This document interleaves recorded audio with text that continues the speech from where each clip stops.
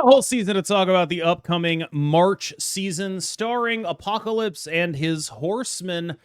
Gerry, as always, you have SnapFan open. Let's get into the cards. This is the KMBest podcast. We're reviewing all the cards from the March season. Intro. No cold open this time, just business. Are we going to start with Big Papa? Yeah. En Sabanur. 4/5. Objective. New keyword that if you complete it, it happens at the end of turn. You have a full front row at each location. This transforms into Apocalypse, Celestial's Chosen. I'm clicking on that. While you do that, I'm going to break down what objective is and what objective isn't. So my understanding of objective is it checks after the end of the turn. So it'll be like end of turn, and then after that, objective checks. My understanding of objective is also that it checks like retroactively.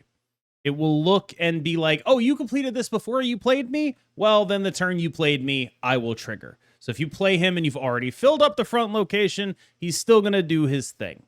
That said, I still think there's a couple of things that are outstanding about objective that I don't exactly know. Like, for example, when you use a prodigy on an activated card, you get a prodigy that can activate itself. I would expect prodigy to duplicate itself on all these activates.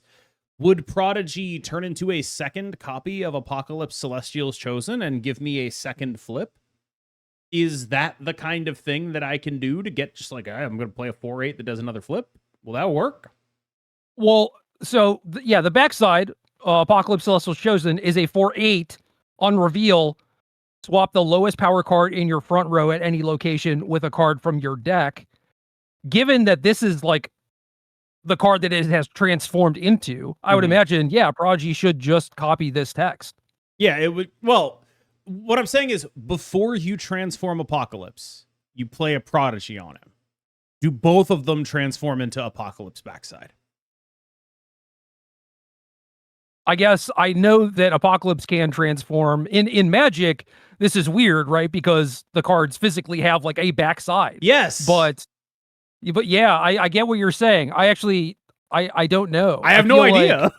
It's like I feel like it should be able to, but if it didn't work, I'd also be like, yeah, okay, that makes sense. You know, I feel like it should. Yeah, I feel like it should work. And if it didn't work, I'd be like, okay, they messed that one up, right? That's sort of where my head would be at on this. I feel like if it copies the objective and the result of the objective is transform into Apocalypse Celestial's Chosen, it should transform into Apocalypse Celestial's Chosen. What'll actually happen is I'll crash the game. But I do think that this card is pretty interesting. When I look at this card, I'm like, they were like, okay, we want to do like a Blink kind of thing, but we don't want to do exactly like Blink. So instead of buffing the output of the card, we're going to buff the input. So it's always going to hit your worst card. And it's like, okay, I appreciate that. But if I'm playing Lockjaw or whatever, I'm already putting my worst card into that. When is this actually going to be a meaningful upgrade? You know what I mean? Like, I see what they're going for, where they're like, instead of buffing the output of the Lockjaw effect like we did with Blink, we're buffing the input of the Lockjaw effect. It's just that matters a lot less. That matters way less. And so what you end up with is a card that I think I can only describe as worse Blink. That's just what I keep coming up with when I get this card. I don't think so. I mean, you did mention that there are different inputs involved, and I think that's very true, where Blink is incentivizing you to play like Electro into, like, you say go, Electro, Blink. Get something ideally massive, right? Yep. Whereas Apocalypse is dope in my deck that has the hood. Yes. And as a thing that ends up as a 4/8, gets rid of my hood for something else, it's more like misery adjacent than anything else. And I don't know. I basically don't feel like they're doing similar things, but I don't think that Apocalypse is going into any deck that Blink is going into, unless you're specifically trying to do like a bunch of ones, only Apocalypse, only Blink, and then 6s and 7s or whatever. Like, you could do that in theory, I guess. But I feel like Apocalypse is more of a comp to Misery than anything else. I agree it's not a good comp to Blink, but in terms of the effect, what I'm trying to express here is that buffing the output is infinitely more meaningful than buffing the input. If you're going to have a Lockjaw effect, you, by the nature of the deck you've built, are going to be able to put something pretty bad into the Lockjaw effect anyway. Like, let's say instead of playing Apocalypse, I just played Lockjaw. Yeah. I'm already putting a 1-cost card into that. It's already going to be the weakest card because that's how I put my deck together. Well, how many Lockjaw decks are currently seeing play? I love Lockjaw. I agree, but that's not a mark in favor of Apocalypse. What I'm saying is he basically is Lockjaw. I'm saying Lockjaw has a problem where, like, it's not good on turn 6 because it's an activate card. You need to hold your hood until you have Lockjaw. So if you don't have it early, that's not great. Whereas this, you can just have the hood in play, draw Apocalypse on 6. Everything works out. I feel like this is kind of like the fixed order of how you want to go about doing this swapping thing, which is kind of nice. I buy that. I buy that it's better Lockjaw. But what I'm getting at is like the degree by which this is better Lockjaw is like 5 to 10%. The degree by which Blink is better Lockjaw is like 100%. Like, what I'm saying is changing the input does not take this card far enough from Lockjaw, whereas changing the output does. And by choosing to change the input here, I worry that what they have created is the mid-rangiest card on Earth in a world that is simply not going to care about that. Yeah, but it's entirely possible that at some point we do return to that world. Sure, maybe. I do agree with you that this is a mid-range card, and we can talk about how that sort of thing is going to struggle to see play in the current metagame, the way that people have built their decks now. I completely understand that. I mean, I talked about Misery and the Hood, and there isn't a bunch of that because that is mostly like small ball getting tiny bits of value here and there sort of stuff, and that's not really where we are. And I do feel like that's kind of what Sabanur is doing. Yeah, he's Jund. He's cool as hell, though. I love him. He's a cool Jund. This guy has the best base art of any base art I've ever seen. Like, I just haven't seen cooler base art than this. It like the fact that he's sort of naturally Egyptian flavored makes his base art feel like a variant. And I think that's just like a cool little thing going on here. The base art in this whole season is just like, honestly, it's sick as hell. And frankly, it is all pretty good.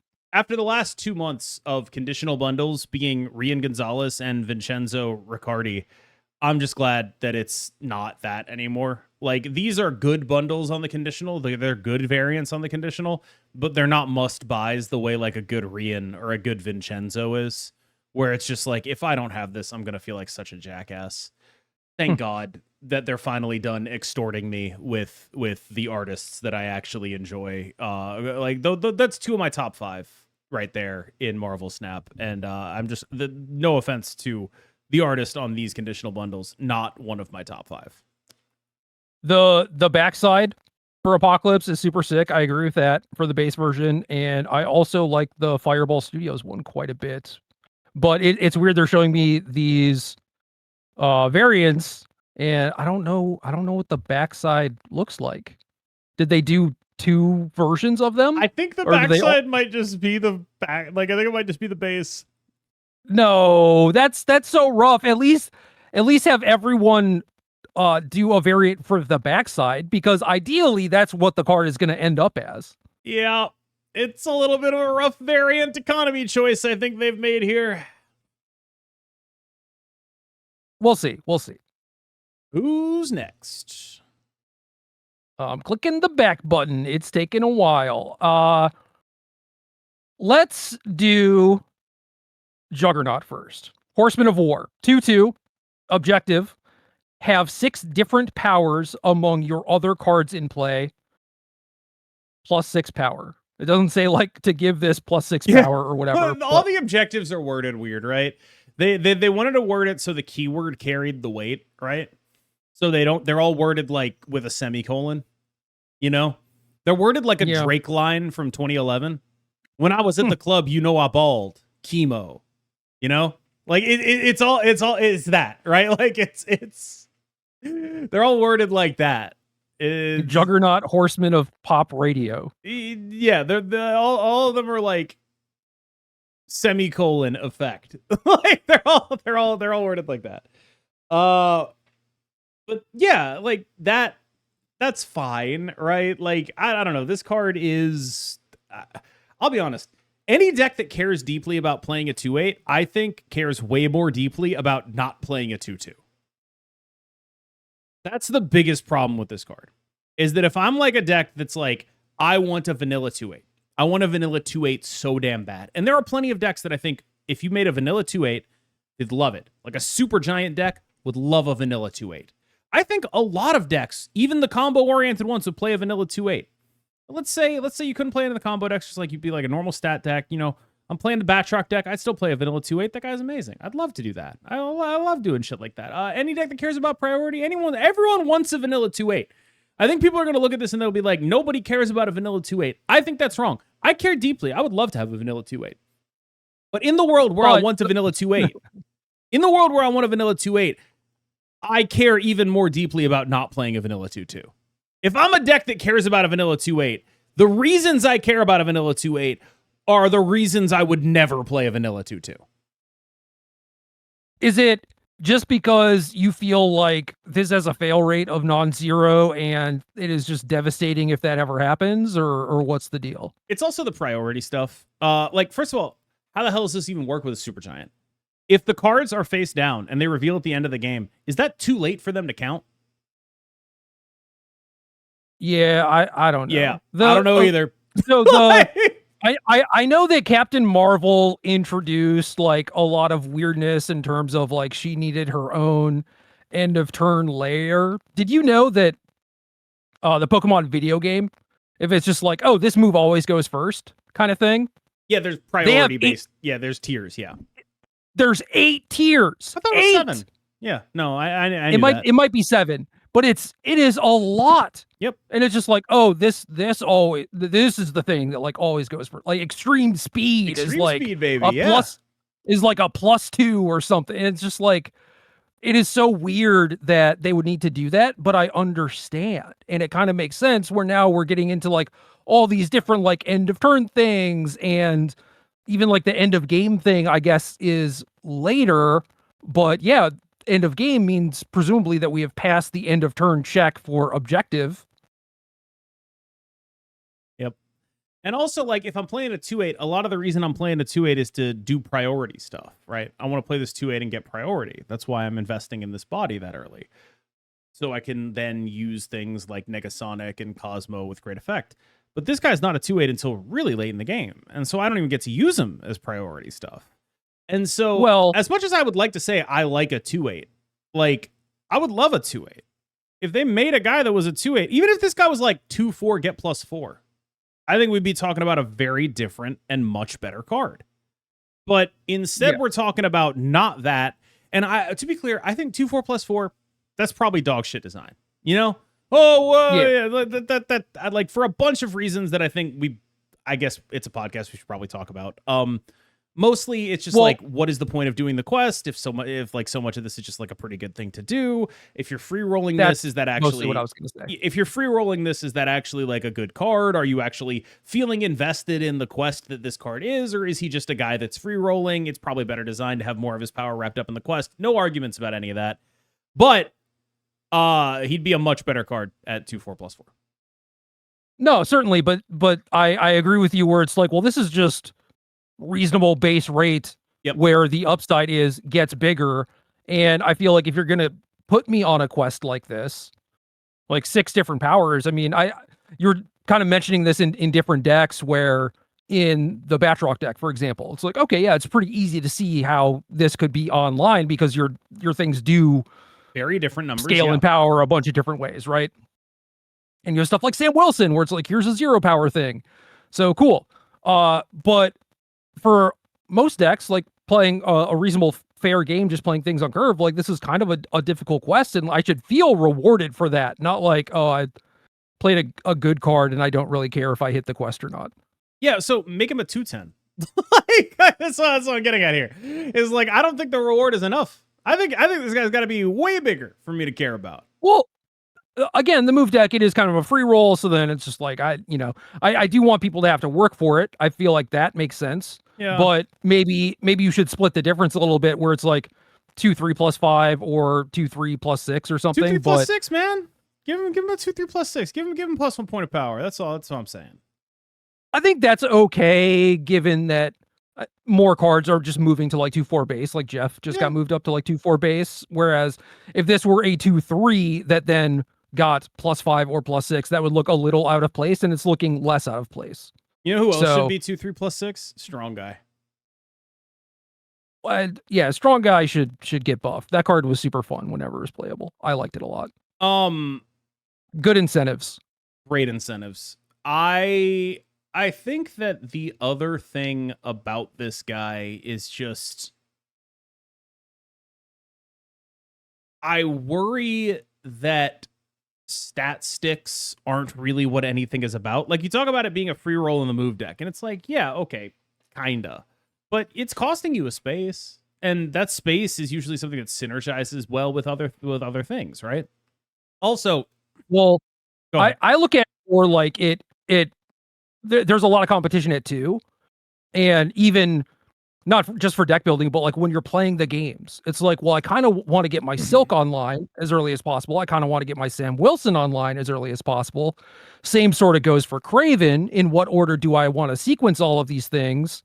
And then you have this Juggernaut thing where it's like, this is great if you have nothing else to do, but if you have all this other stuff to do, which the Batroc deck typically does, then you're looking at playing this on either like turn 4 or turn 6, but you want to, I don't know, like cannonball them or something on turn 6, and that does not really fit in with this. So it is kind of weird. I also just wanted to bring up something you mentioned, just triggered something in me, which is you're like, oh, Sam Wilson, that's a free 0. Can we talk about that fucking guy? Like, okay, it's a free 0. No, that's it. Let me just run through the litany. Let me just run through the litany of bullshit Sam Wilson has done. Right? Okay. So first of all, what we're gonna do is the free card loses a point of power and becomes a 0 cost, so it can't work with Cull Obsidian. Cool. That's the first nerf to Sam Wilson. The second nerf to Sam Wilson, actually, we think that he is too strong if he even gives you the free card at all. We think it is too good for him to give you the free card as anything but a part of his on reveal. You know what? Cool. Now we're here.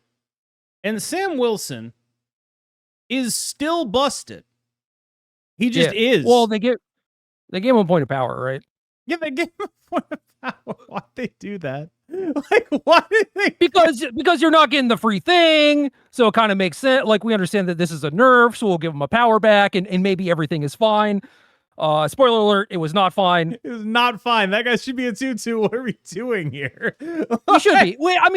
We've beaten this horse to death, right? In terms of, like, you talked about how maybe 4 of the cards in Batroc could get nerfed, right? Yeah. Sam is the people know. Them dogs is hell, don't they? Like, Sam is just unreal. I don't know what the hell you're supposed to do about this guy. He's gotten nerfed like 4 waves from Sunday, and he's still just like, yeah, I'm the best card in my ongoing deck. I'm the best card in the Batroc deck. What do you want? What do you mean? Why wouldn't I be? I'm Sam Wilson. Like, I'm the best at everything. It's been a year. It's been a year of this guy. He's gotten nerfed a bunch of ways, and I'm pretty sure if he'd released as what he is currently, he'd have been the same level of broken. He's not the best at I don't know, selling movie tickets, I guess. Yeah. He's specced out of it, right? He's got low charisma dump stat, but everything else, crushing. He's crushing. Yeah, I don't know what to do about that guy. Pretty obviously, I would take a point of power off of him at, I don't know, pretty much any point in the next 2 months. It'd probably be a correct decision. That's sort of pretty much it on Sam on Juggernaut. But like, you look at Sam Wilson, you look at Juggernaut, right? Sam Wilson is basically a 2/7. Sam on 2, he's a 2/7. You know, obviously you can't guarantee that. Obviously, there's something to be said for having like a card that's good to draw late and do strong stuff with, like a 2/8, and then I play my Juggernaut, Juggernaut in theory is, you can play it late and it's great, but Sam 2/7 if you play it on turn 2, but is also giving points to Batroc and Craven and Hydra Stomper, and is it a 2/7 or a 2/20? It's really hard to say. And so it's like these are the things that I think are the hardest for Juggernaut to deal with, where it's like anything that's like being a stats deck has all of these really interwoven combos of cards that Juggernaut just doesn't interact with. He's just like a blank piece of cardboard that just sort of stares at them, and he's like, what do you mean your text interacts with other cards? Like, what the hell are you talking about? And then this guy, and so it's just hard for anything that's like outside of that interwoven synergy club to compete, and that's sort of Juggernaut's biggest problem. Magic has this where it's like Mole Drifters versus Bane Slayers, just things that are stat sticks versus cards that give you some amount of value. And we went through eras where the Bane Slayers were better and eras where the Mole Drifters were better. And obviously, like, design philosophy shapes a lot of this too, where depending on who's working on the sets, maybe they like Mole Drifters more, so they just like push their Mole Drifters more or whatever. And I feel like Snap is kind of mostly always had this sort of issue where the stat sticks are kind of good, like they look appealing, but realistically they don't compete with the stuff that are providing a bunch of utility in a bunch of different ways, because ultimately, like, synergy is almost certainly just going to beat up on your 2/8. Like, you're just going to get more equity from that. You get more stats out of being the synergy deck, right? Because you are doing something like when you're playing Juggernaut to do what Juggernaut was designed to do. It's like a relatively more balanced thing. When you're playing the synergy stuff, you're saying, like, I don't think that Craven was designed to facilitate Sam Wilson Batroc. Like, in the same way, I just don't think that's true. You're taking something and you're breaking it a little bit. Like, you're taking some game pieces and you're saying, like, because of the multiplicative effect these game pieces have on each other, I'm going to do something that's a little broken. And Juggernaut just can't ever tap into that. When you're playing Juggernaut, you're playing the card they meant you to play. There's nothing broken there. It's a guy. Well, Craven, launched with like the base game or whatever, right? So what was around then? It was a bunch of stuff like Iron Fist, where it's like, I move a thing into the location. We didn't have stuff like Madam Web or Silk, where it's like thing goes in the location, then out, in and out, in and out. And now Craven is, 15 power or whatever. It was just Craven kind of capped at 2/9. Yep. And it was like, whoa, synergy to get my 2/9. That's so sick. Maybe I like Heimdall this guy or something and get a little bit extra. Or maybe my opponent's also moving some stuff, or there's a location or whatever. But yeah, it was kind of capped at 2/9. Now it is definitely uncapped with the different synergy cards we have. And I mostly bring this up to say that, like, I like the idea of a Juggernaut, but there's just not a lot of meat on the bones here. It's just, is this guy going to be a 2/8, and do you want that? And I worry that the answer is no. Yeah, I think you are onto something in that you brought up, well, if I'm playing a stat stick, I probably also kind of want it for priority-based reasons, and this doesn't really work with that. Yeah. And my first thought was like, well, I think that is part of the cost of doing business, right? Like, it is sending you on a quest to get that amount of stats. It should just not be given to you freely. It certainly shouldn't be like a I don't know, layaway kind of thing, where it's like, what if it started as a 2/8 and the objective is you don't have things that are 6 or more power at the end of game, and so it takes the power away. So like, you use this as like a temporary way to get prio or whatever. It goes in my Supergiant deck, because then I hide the things till after the time. That's awesome. Please give me that. Yeah, I'm saying they could do that, but that's just way worse gameplay. And I think that part of the cost should maybe be that you don't get prio, but you are right in that decks that want a 2/8 probably also do want prio, because you're also probably trying to scam a lane with like other Juggernaut or Negasonic or whatever. I think that makes a lot of sense, and maybe that is how the Baneslayer-esque cards should be designed, is with that kind of thing in mind, where it's like, who actually does want a big thing? I mean, this sort of checks to me where it's like, if Zoo were a playable deck, like, would this be like a Zoo card or something? And yeah, maybe it would be. Maybe they would care because they don't care about prio and they can ideally make big enough numbers or whatever, but that's not currently where we are. So I don't know. I feel like this card could have maybe fit into Snap's past, but not its current. Yeah, it could have been around. It just isn't gonna be. Who's next? Could buff it a little bit. Did you watch the dev video? Yeah, where they got Iska's relationship to Apocalypse entirely wrong. Yep. So Iska the Unbeaten, 4/3, end of turn. If you're losing this location, double this card's power. What is she actually, like his sister-in-law or something? Sister-in-law. His wife is Genesis, which, like, duh, of course it is, right? Oh, Apocalypse. What's his wife? Genesis. Oh, like, duh, right? Yeah, that is. I made the mistake of reading the comments. So, like, I didn't know that. They just said it, and I was like, oh, cool. And then I looked at the comments and was very quickly informed that that was not true and was not the case. And it was like, damn. Yep.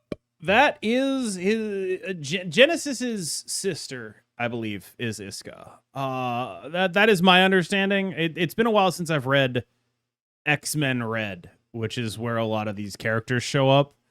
Iska's a cool character. The concept of her character is that she cannot lose, but that doesn't really manifest in ways that are particularly always beneficial to her. A couple examples being, like, when she was faced with an unwinnable war that was actually unwinnable, her mutant power forced her to defect so that she couldn't lose. And when Sunspot wanted a certain outcome to occur, he bet her the opposite of that outcome so that she couldn't lose. Like this kind of stuff comes up. It's not something she has conscious control over. It's not something she can control. Sunspot's a gamer. Sunspot is a gamer. Sunspot's entire character is being a gamer. I think people who haven't read comics in like 20 years, who are just like X-Men 97 pilled or whatever, they will like what Sunspot is. Sunspot is absolutely a gamer. But yeah, largely you end up with a character who can't lose, but it's not necessarily under her control. So this is great flavor for her. But she could still lose. You could be losing the location, double her power, and then you still lose the game. Yeah, I think an actual lore friendly Iska would be like this, but if you would be losing, she just leaves. Yeah, well, switch sides I think would be great, right? It's like I'm not part of this team anymore. Deuces. And then she is no longer in your collection. Yeah, she just like actually leaves. The writers sort of run into problems with her every so often. There's like a big war happening, and they just have her like literally totally fuck off from the entire war, go into the mountains and fully take control of the mountains, just so they don't have to deal with the implications of having her around. Yeah. They're just like, I don't want to think about this. I feel like this is a character that you should probably just kill off because the powers. Well, right. Or like disappear her somewhere. Yeah. You know, she's like, oh, I'm just getting out of here. Yep, that's what she did. She was like, I'm getting out of here. I'm going to the mountains. Anyone who comes near me, I'm shooting them with an arrow. And yeah, no one went near her. Okay. Yeah, great. They finally dealt with that problem because that just creates a lot of issues where it's like, well, what are we doing? Yeah, how are we doing storytelling with this? Don't know. That's yeah. She just got to leave at some point. That's it. Like, it's compelling to deal with her, but it's not compelling to put her as a piece of a larger tapestry. She's a very interesting thing. Once you start trying to like incorporate her into other things, you're like, I'm out. That's one of those things that's super funny to me about comics. Where like, okay, this person created this character at some point, right? And then at some point they moved on to a different story or got let go or their book got canceled or whatever. And now you have this character that's just roaming around in the universe that eventually someone else has to write at some point. And I wonder if there is beef where it's like person who now has to write Iska is just like, yo, I have beef with this dude who created this character because this is my problem now. You know, they just kicked it on down the road. Nobody has to write Iska is the thing. I think she's sort of like part of a grab bag where it's like, if you would like to do something with this character, you can, but nobody is like, we got to write the next Iska comic. She lives on Mars. Like, you could just not go there. There are jokes I could make, but I'm not gonna. I'm curious. Is this? I would like to know. No, don't worry about it. Is this a thing with Invisible Woman? Yeah, probably. I mean, I would imagine that like what you do with this card is just nuke the shit out of anyone with Invisible Woman. Just play this card, and then Invisible Woman first step says, I don't care. Whatever the number is in the lane, she is that number. I just don't give a shit what you're doing.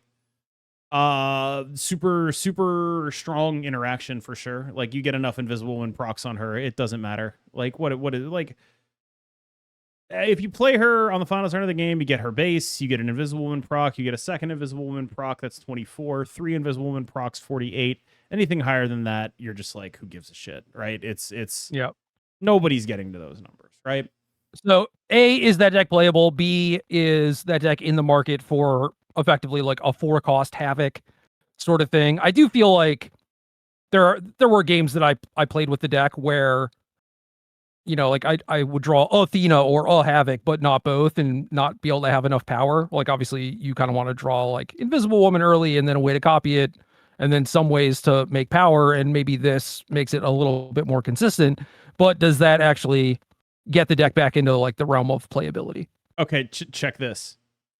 Invisible Woman, Iska, Tribunal. Yeah. Think about that one. Now, I mean, do you need a magic to even consider making this a viable strategy? Yeah. Is this a viable strategy even if you are playing Magic? Probably not. But think about that interaction. Oh, look at her just doubling and doubling and doubling until all your Tribunal lanes are winning. That is funny because, yeah, she is effectively like giving away power at her location. Yeah. Which means that she is going to continue to grow. Like, I need to double again. I need to keep doubling, bro. I have to keep doubling. They're making me do so much work. And it's funny because you're probably winning at the other 2 locations already, But she's like, I have to keep going. Sick as hell.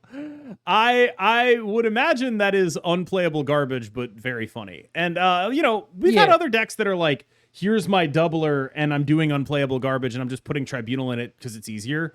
Like the Human Torch Tribunal decks, which were basically 100% of the time worse than any other Human Torch deck, but they saw a ton of play, especially in lower ranks. But it made it so much more easy. Yes, like just making the deck a lot more flowcharty made people a lot more willing to play it. And so I wonder if there could be the same kind of thing with Iska Tribunal, where it's like, it's going to be like this, I don't know, 45% win rate deck that you see a shitload of for no reason. I used to talk about training wheels in Magic, where playing sweepers in your Cobblade deck, for example, are kind of an example of training wheels, where it's like you shouldn't need them because you should be able to win without it if you play carefully, patiently, tight, but there are games where it is easy mode, just gets you out of some situations where maybe you messed up, or if you don't want to think as hard. And I mean, there are definitely games, part of the problem is there are definitely games where you draw the card and it's actively bad and it contributes to you losing. And I feel like that is what Living Tribunal in these decks is, where it is training wheels to some degree and can make things a lot easier, but is also going to cost you from not playing like the actual good version of the deck, probably. But Gerry, what if they play Azuri and I need a Day of Judgment? Gerry, what if they play the Elves player, my only actual mediocre matchup in the entire world?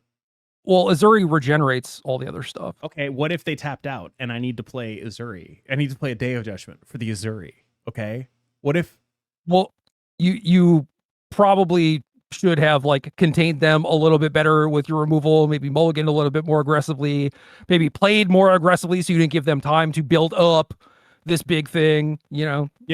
By the way, you mentioned the Magic. I like how Zuri is like the thing that you came out of the tank with. Like, what the hell? Oh, like I remember the Elves deck. I don't remember a single other card in it other than a Zuri. Fauna Shaman. I don't know. That card's dope. I think that like, hold on, magic thing that happened. I linked the article on leveled thinking from Star City in my Discord. And at the bottom of it, you know how like magic writers used to do like here's like my section at the end, you know, like here's the part where I just goof around. The writer had linked like some Facebook posts that they saw, and one of them was AJ Soccer calling someone like a lucky piece of shit. I don't know what degree of irony he was operating on, but in the comments there was none other than our boy Mani Davudi. It's just jump scaring me from 2011. It was just like, what the fuck? That's insane. Why is that there?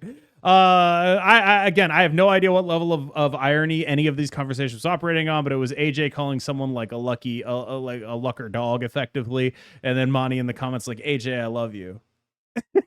Like I have no idea what the context was. I just got jump scared. I was like, holy shit, I have to close this article.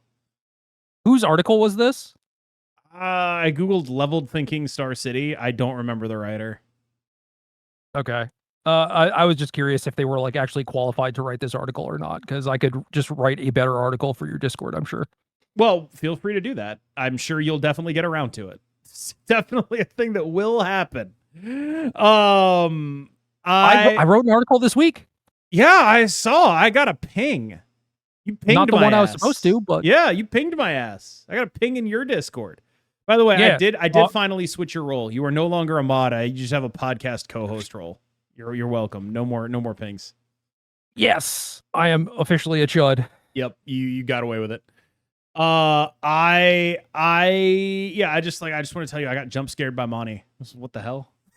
What is he doing here? That's insane. He is not just a person who appeared to become the world champ or whatever. I realized that, but just like 2011, functional, alive human for many years. 2011 surprised me. I don't know. I in my head he was like 2016 Magic Online guy. So 2011, I was just like, what? That doesn't make any sense. When was Hive Mind a deck in Modern? How would I know this? What? Because that's when Monty was around. I feel like that was like 2010, 2011. Maybe you're right. Maybe I just have a bad sense of time. Maybe I just don't know when anything happened. Well, yeah, 2016 was 10 years ago. Yeah. I'm sure you felt like, 2011 was probably like 10 years ago. But no comment. No. Who's next? Nope.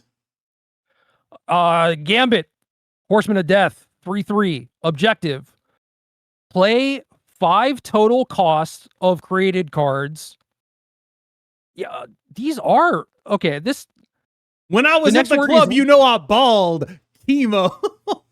The next word is randomly with a capital R, but there is no punctuation. So it feels like Snapfan is just missing a period or something. But okay, so objective: play 5 total costs of created cards.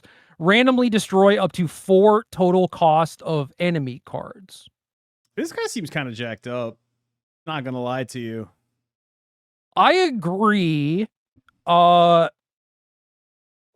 thought is like, what can I do where I am fulfilling this objective, where I also kind of care about like destroying my opponent's stuff? And I realize that this is like most Snap things. Randomly destroy up to 4 total cost of enemy cards is just whatever words for make power. Right? Yes. Like that is just kind of what it's doing. So you might think like, oh, I need to put this in like a deck that cares about like destroying or whatever, but I don't think you do. Maybe you do just put this in your, like jerk off all over your opponent's scalers, basically.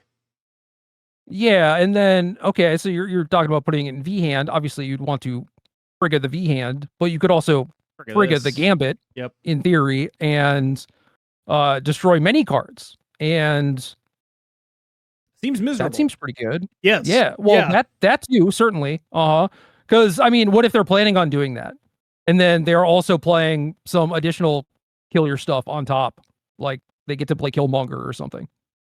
Just all your stuff is dead. Seems horrendous. Seems horrendous. Seems like a metagame I will want to entirely opt out of and just play ramp at. Like I don't give a shit about this. You have killed my one card. Yep, I do not care. Good luck with this. I am going to play Electro and turn it into a 5-drop. Good luck with your whole thing. I'm not engaging. This is interesting where it's 5 total cost. We're talking about V-Hand, and normally that's like, oh, I'll play some hoods or whatever. It seems kind of tough to actually get to 5. You just like play a Valentina, and then it's like, oh. Yeah, that's what I was thinking. It's like I think you need to play a card that makes a higher cost of stuff. But I guess I don't know. Valentina just enables this on her own. Means here either. Like, is Mysterio 6 total cost of cards? Probably. That's a Mysterio problem, I think. It might be. But yeah, it is total C cost. So I imagine, like, say your Quinjet reducing cost of things, I think it is still going to count the printed cost, not the cost that you paid for. Yeah, Quinjet. so like or Valentina, for example. I think that Valentina would just proc this. This seems just like super. Whole card seems super unpleasant. Like, I'd imagine it's quite good. I'd imagine people are going to whine about it because what this card does is invalidate the early game. People get mad whenever that happens. I don't know. I mean, it's not like this is a card that you can do immediately consistently. Like, obviously, like with Val the Valentina Gambit stuff, you trigger it on 4. Val Gambit proc it. Yeah. You probably blow up the cards they played this game. Maybe they get to keep 1 card if they went like 2, 3, 4, you know? 2 cards? See what I'm saying here, right? I do. I totally see what you're saying.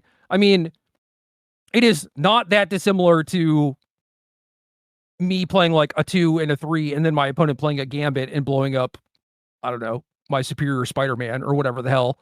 Right. I'm just like, famously, this is so dumb. People love playing that card. Like, people love when that happens. You know, famously, that's a thing. People really enjoy being a big part of the metagame. Yeah, it's a little time walk action, kind of. Yeah, I don't know. My instinct is this card is probably going to have to get nerfed to, say, 3 cost of cards sooner than later. But then do you even play it? Don't care. I know that that's kind of your goal. Yep. But again, I like cards to be nerfed and then still see relatively the same amount of play. So do I. I just think that like this guy is so odious that I like. We talk about cards that are just like, you never want this shit to be good. This is the card in this season that if you asked me to pick one card, I was like, I never want that card to be good. It's this card. And I think it's the strongest card in the season. This is, pretty close to 0 sum, I think. Yep. It's like I get it, but like, Jesus Christ. Jesus Christ. This card is quite the MFer. Well, when you Gambit my good card instead of my bad card, I can send you a Facebook screenshot of someone being called a lucky dog or whatever. I got priority and we're both playing Gambit and we both played Valentina Gambit and I won the coin flip and I blew up your Gambit. Have fun with that shit. So it's good in the mirror is what you're telling me. Oh, it's going to be so miserable. I'm going to hate this card so much, dude. It's just going to be like, I'm immediately just going to be like, all right, screw this. I'm playing Star-Lord. I don't care. Like, I'm Star-Lording. Good luck with this. Like, I'm out. You say go, and then they just Gambit blow up your Star-Lord. That sounds awful. I will just play a Star-Lord on 5 deck. I'll play Star-Lord Hella. I'm not caring about any of this shit. Good luck with your Gambits. I don't give a fuck. I'm doing some other shit. I'm playing Mr. Negative. I don't care. Slowly over time, you see this, my mic has just gotten completely unscrewed. Yeah, I'm seeing it. I don't know. How'd you do that? I don't know. Interesting. I blame the cats. Yeah, that seems like a plausible thing to do. This is the wrong time to ask, but I'm going to ask anyway. Who's next, Gerry? It is our good friend Sandstorm from a limited time event, which is maybe a Gambit enabler. 2 cost, skill on reveal, add 2 rocks to your hand, give them +1 power for each of your front row characters. I have turned into, you know how like we used to be like a mock surfer gamers. Whenever a 3 cost card comes out, everyone would be like, "Oh, it's a surfer card," and it would just never be a surfer card. Oh, like Gambit? Yeah, famous surfer card Gambit. Surfer card Portion Gambit. of Death. Absolutely. Actually, I just realized, does Brood proc this guy? It's 2 3s. You're not playing the Brood copies. Yeah, but it's like you have 6 cost of created cards. They're on the board. He'll see them. But isn't play different than just having them? I would assume. I guess maybe. I mean, yeah. Anyway, Brood probably doesn't work. Next up, what's his face? Sandstorm. I'm not going to do my Sandstorm impersonation. It's very bad. But I do think that this is a Victoria hand card. And I realize it's like, oh, of course you think it's a Victoria hand card. Why wouldn't you think it's a Victoria hand card? Puts cards in your hand. Of course it is. But it's like this, as far as I can tell, is just making me some 1/5s most of the time. Like, yeah, sometimes it'll be demons. I love that you're still struggling with this, by the way. Like, this is... Dude, I am struggling so hard. This is kind of insane to watch. Like, you're just actually dying right now. Aren't you supposed to twist that small metal ring? Yes. The small metal ring that it goes into, is that not twistable? Oh. The silver or the gold part? Yeah, the gold part. Is the gold part twistable? I'm supposed to twist. Oh. Yes. I thought I was supposed to twist this thing, but it might be a thing. Do I have to like twist the entire mic on it? I think you might have to twist the whole mic. I think this might be a whole mic twist angle. Yeah, then I would have to unplug everything. So that's not gonna happen. Okay, so it's just gonna be a handheld mic for the rest of the podcast, I think. Yeah, we're just chilling. It's miserable. How did this happen? I don't know.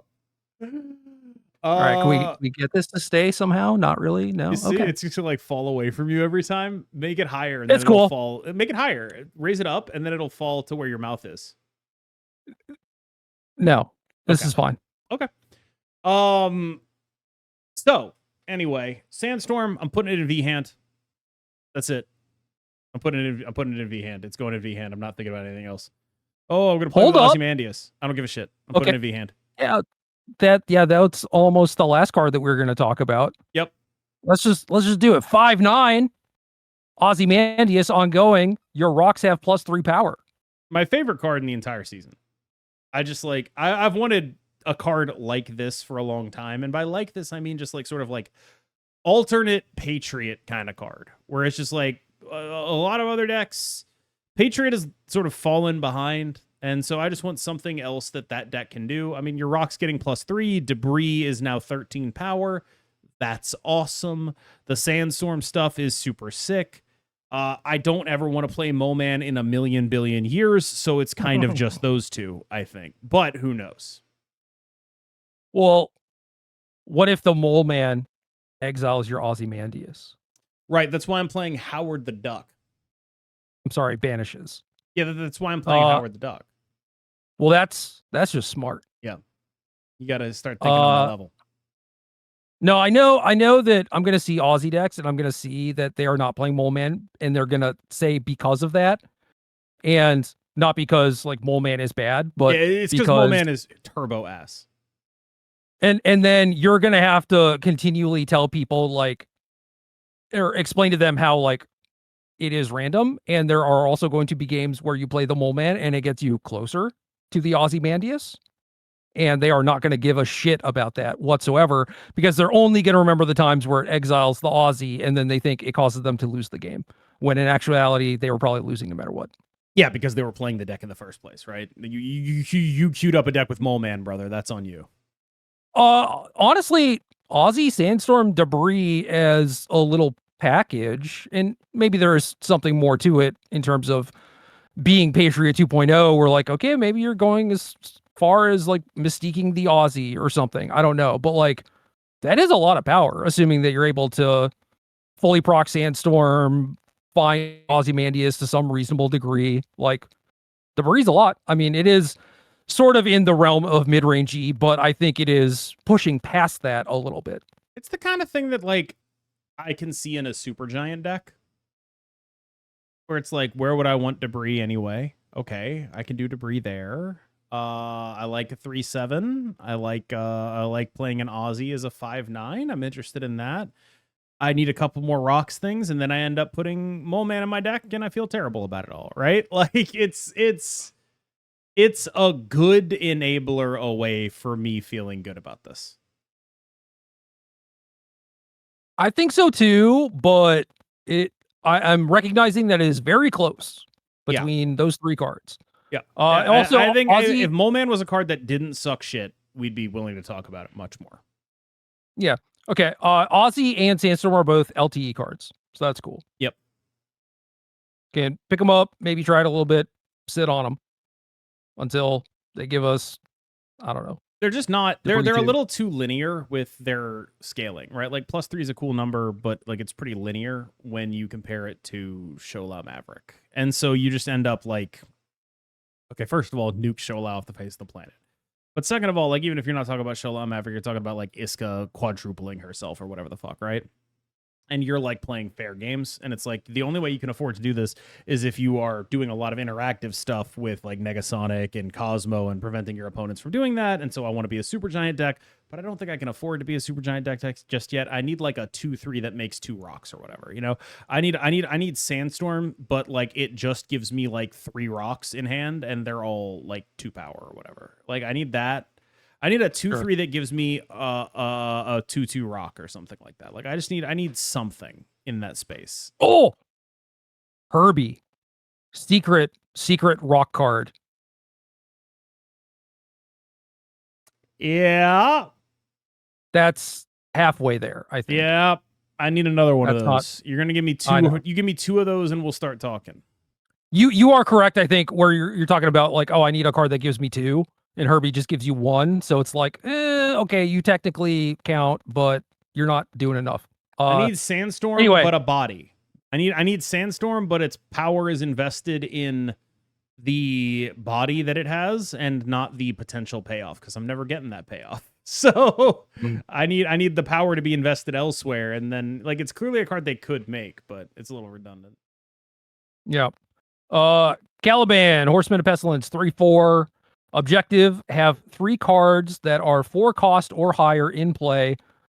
Afflict the highest cost enemy card with -7 power. So 3/11. Just a 3/11. I guess if you do this, if you do this and just clean 4, 5, 6, for example, then okay. Yep. Doom 2099. That's where this card goes. I'm happy to play a 3/11. Okay. Pretty straightforward. That makes sense. What are the 3s that Doom is currently playing? Drax, Mercury, and the last one's like a little bit like up in the air. It's like sometimes there's a Cosmo, sometimes people are doing Jack Flag things. Invisible Woman First Steps is the most common one. Okay, yeah. So Caliban can pretty easily slot into that deck. I feel like. Yeah. Can they update Aurora to hit objectives, please? That's a good call. I think that would be sick, actually. They need to do that because all the decks that I would want to play this card in are Aurora decks, and it doesn't work with that. And so it should. They should make Aurora hit objectives. Can Doom play Juggernaut? Probably not. I don't know how it'll ever get the amount of triggers it needs. Yeah. It feels like you're going to be like 1 or 2 short every time, right? Yep. It'll like you'll have a full board of cards that have the same power. Yeah. All right. Next up, Seline, Horseman of Famine, 4/4. Objective, have 3 cards with no abilities in play. Steal 5 power from an enemy here. All right, so they just made a 4/14. That is a 4/14. 3 cards with no abilities. I mean, is that an Ozymandias card? It could be an Ozymandias card, but there is a certain 6-drop that it could also be. What's that? Ultron! Oh. Yeah! That card sucks. Well, it could also be like, I don't know, Dr. Doom and a demon if you want to be boring about it. Yeah, I'm boring as hell. But like cards with no abilities, you know, Doombots, demons, broodlings, things of that nature. Those will all count for this. I would imagine you could be a rock card. It could be a rock payoff. I would also imagine that what you're doing with this is probably like, I don't know. First of all, I just like Ultron. I think Ultron's a cool card. It's a card that I wish I could play more of. I'm going to take the excuse to play Ultron. Ultron is probably one of my least played with cards. I mean, it's not 0 games like Orca or whatever, but it's close.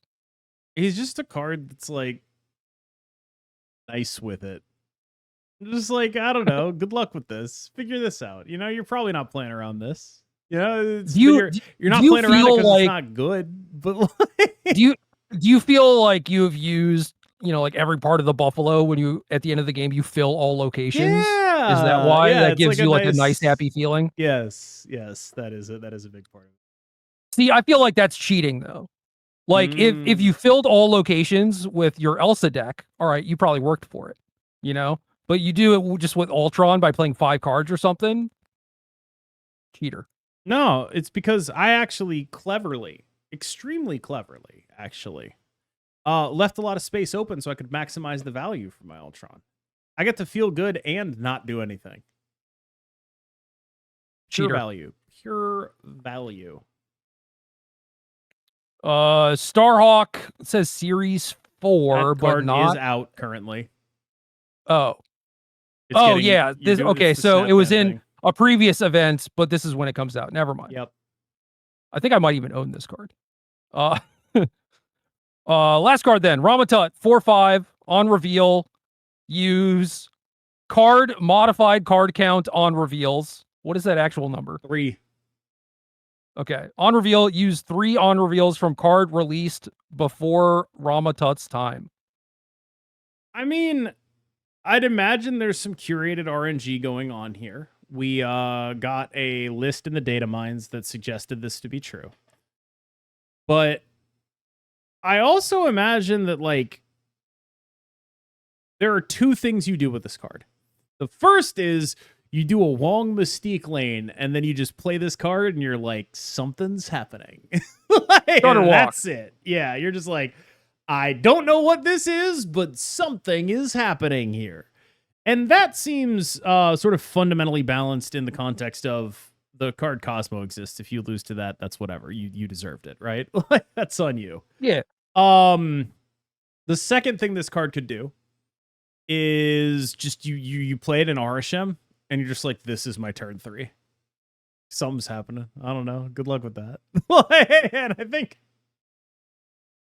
I think largely this is a card where, I talked about how, like, Gambit, if I had to pick one card in this season and not be strong, it would be Gambit. If I had to pick 2 cards in this season, I would never, like, just as a designer, quote unquote, as a YouTuber who talks about game design, never make strong.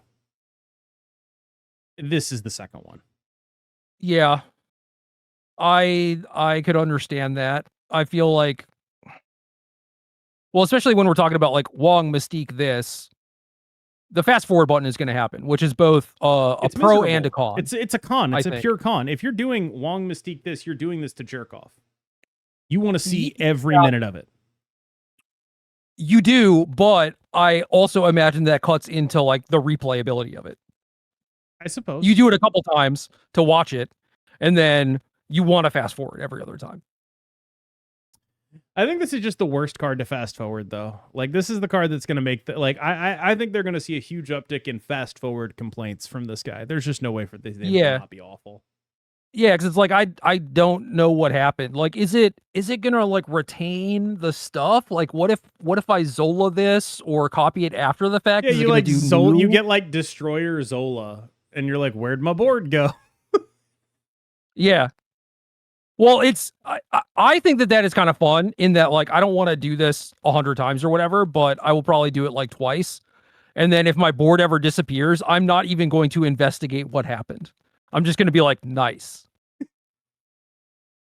Yeah, it's definitely an issue trying to make Yogg-Saron when you're a game that's supposed to be short. I think that is pretty clear. Yeah. I don't know. It doesn't seem weak. Like you talking about Arshem, obviously there are implications there where it's like you're probably not going to draw this card very often, especially on curve. But I feel like any random deck you could probably just put this in and it would be fine, right? I would imagine it would be dog ass. Like what? I'm gonna put this in maybe. my Sholau deck? All right, I doubt it. Well, I'm not gonna put a random 4-cost card in my Sholau deck. I'm just not gonna do that. But assuming you're not trying to do a thing that is like hyper focused on doing the same thing every game, you just play this as a value thing. It's assuming that probably not that's bad. everything, Jerry. Everything is hyper focused on doing the same thing every game. What do you? This is not 2022. Well, say you're not playing a meta deck because you're going to get. Oh, okay. You're going to get reset to rank 53 or whatever. Right. I didn't realize we were putting ourselves in your shoes. Yeah. Just, hypothetically, say you're that sort of person. Yeah. I will probably not play Rama-Tut on release, but I may play it the week after. Gotcha. Solid. Yeah, I don't know. This card, I'm glad they make cards like this, but if they ever made this card good, I would like do January 6th on their office. You know what I mean? Like, I'd be out there with an American flag. Like, you put too much RNG in our card game, bro. So, dude, Broad would just fight you on that. Sure. Yeah, I think he'd win too. I think he like trains MMA. I think it's like Ben Brode being like 6'4" and ripped is just like something that doesn't really enter into people's calculations, I feel like. No, because you see him on the videos and he's playing up like the kind of like clown angle of stuff, right? And maybe that's even how he is in real life. I don't know. I've never actually like met him, but for him to be like that while he's also just like whooping your ass would be an experience. That'd be so bad, man. Hey there, do be scared. My name is Ben Brode. What? Just like I'm in like a fucking Go-Go Plata submission. He has the personality of someone who is supposed to be a mid boss, but I feel like is actually an end boss.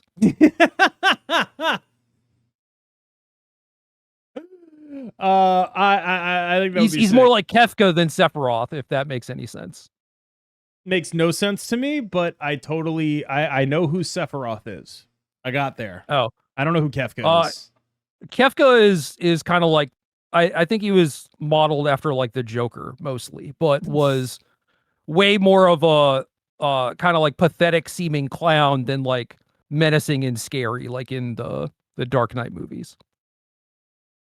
I'm sorry, they made a villain in Final Fantasy based off the Joker.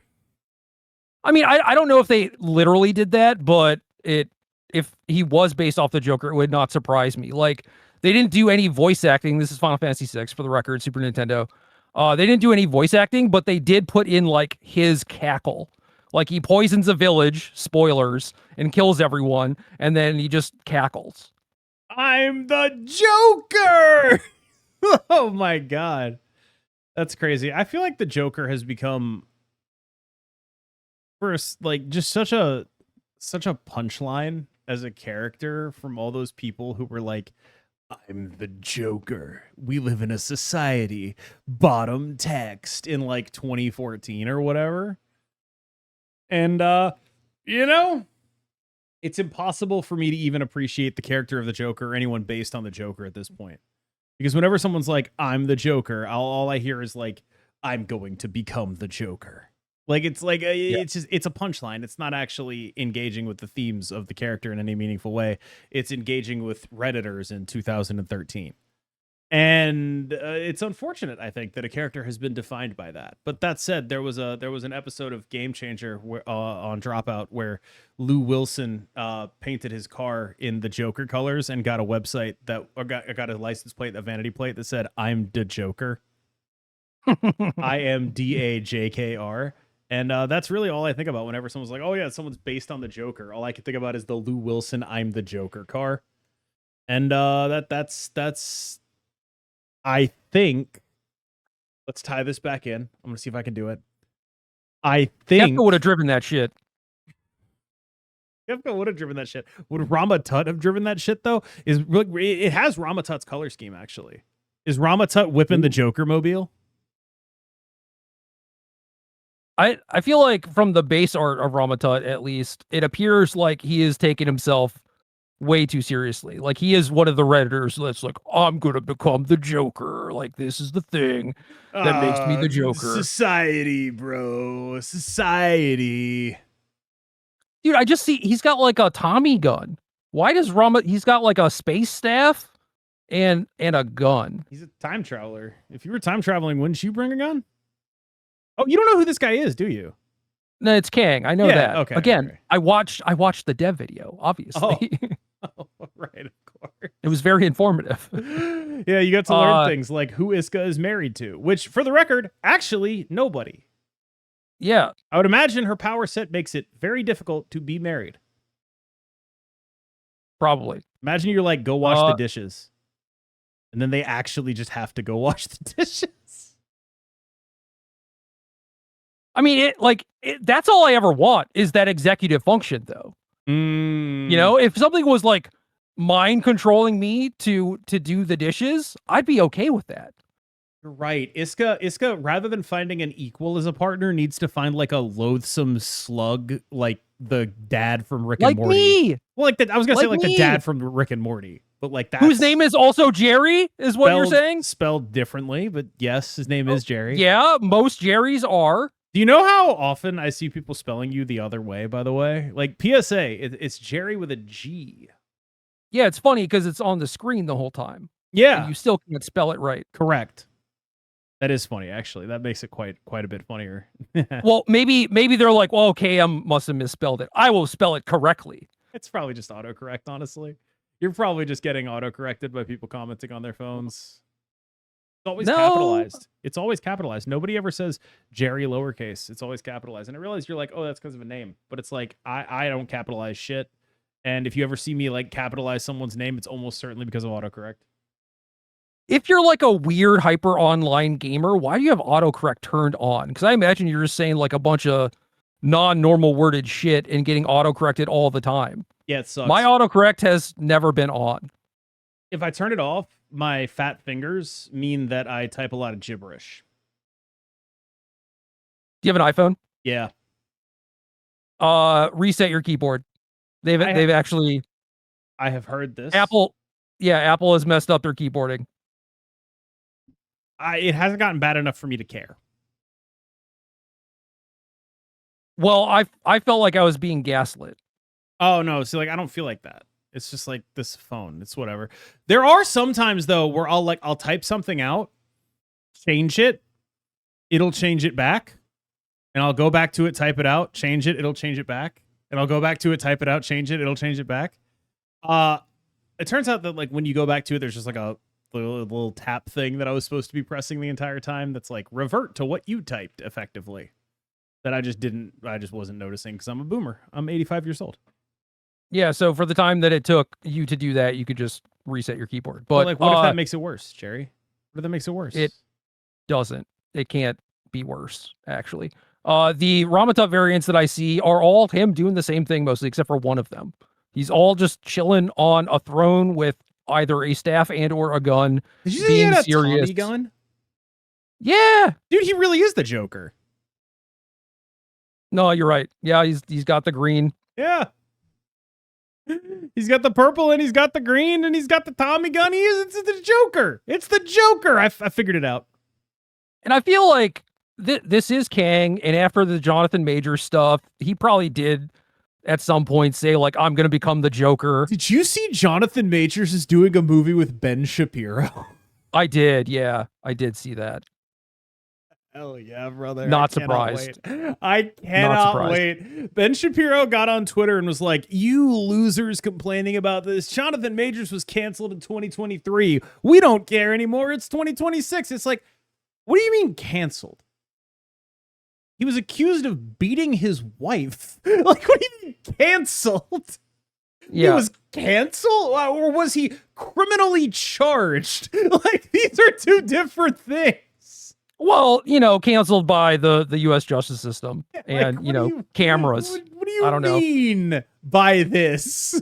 Like, I don't know, man. I did not follow that case. It could very well be true that he was acquitted on all charges. I have absolutely no idea. But what I do know is that I wouldn't necessarily describe that as being canceled. It's like, that doesn't seem like it was the number one thing that happened to him. You know what I mean? Like, maybe that's like 2 or 3 on the list. I think there was something else that happened that was a primary factor there. Yeah. That's just another example of them like dramatically changing the meaning of words, I guess. Yeah. Like, I canceled. I mean, sort of.